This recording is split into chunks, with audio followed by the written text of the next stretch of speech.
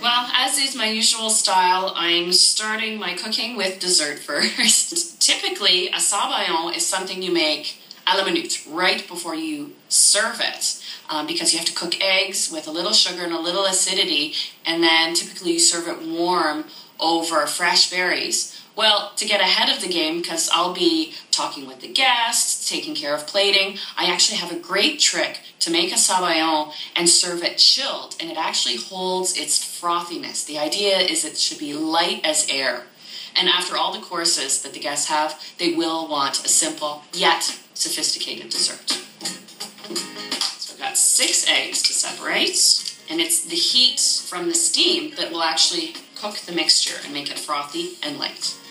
The recipe is so easy to remember because it's all about the egg yolk as the base. So if you've got 6 yolks, then you add 6 tablespoons of acidity, whether it be wine or lemon juice, and then 6 tablespoons of sugar. That's all you have to remember, 6, 6, and 6. The ice wine itself is sweeter than a regular white wine, so that's why I do a 50-50 lemon juice and ice wine.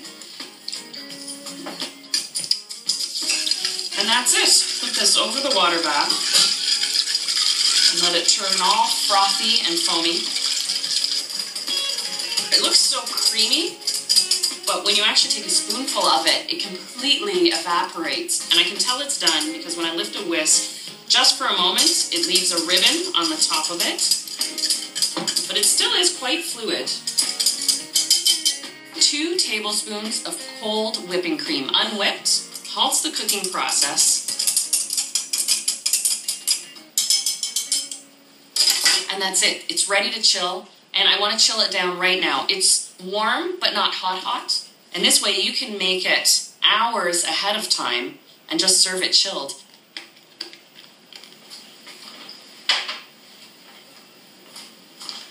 Now I want to make the starch component for the entree, the Israeli couscous, Mediterranean style. I'm going to use the same water, because it's just plain water, and add a pinch of salt to it, bring it back up to a simmer.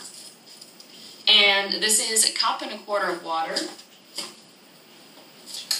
The nice thing about Israeli couscous, which is why I'm choosing it to use today, is it presents a little more elegantly. The little couscous balls sort of plump up a little bit, and they take on flavor well, just like regular couscous. So 1 cup, and I'll turn down the heat. And then give it a stir every now and again, and it'll just take a few minutes to cook. Once all the water is absorbed, then I know it's ready. Fresh arugula. Look at this beautiful garden arugula. Nice peppery taste to it, and adds texture, adds body, and the bitterness is going to offset the other flavors going on the plate. Because I've got that salmon with the basil mousseline. But I want to roughly chop this just so it's bite-sized pieces. Oh, that's some peppery arugula. And some pitted Kalamata olives, which I'll chop a little finer.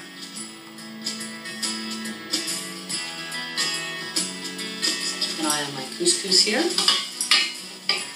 It's picked up every bit of the liquid, so the bottom of the pot is dry, but the couscous isn't sticking at all. Now what I like to do, so that it doesn't stick together, is give it a little rinse.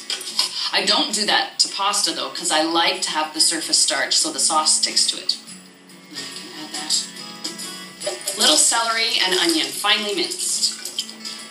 I'm such a fan of using fresh herbs that it's surprising to see me not overwhelm this dish with fresh oregano and mint, even some tarragon and chives. But because the sauce is about the fresh herbs, I'm leaving this herb-free as a contrast. I'll add some of that lemon juice I have left, and a splash of olive oil just to keep the grains of couscous defined so they don't stick together. Yeah, the color is incredible. And as the salad sits, the arugula will actually sit and settle and soften up a little bit.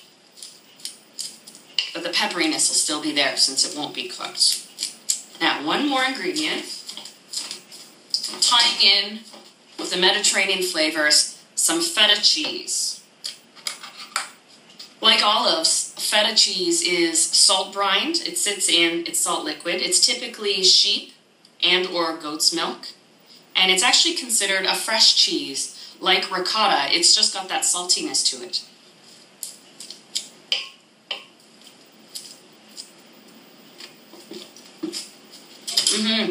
I don't need to add any more salt.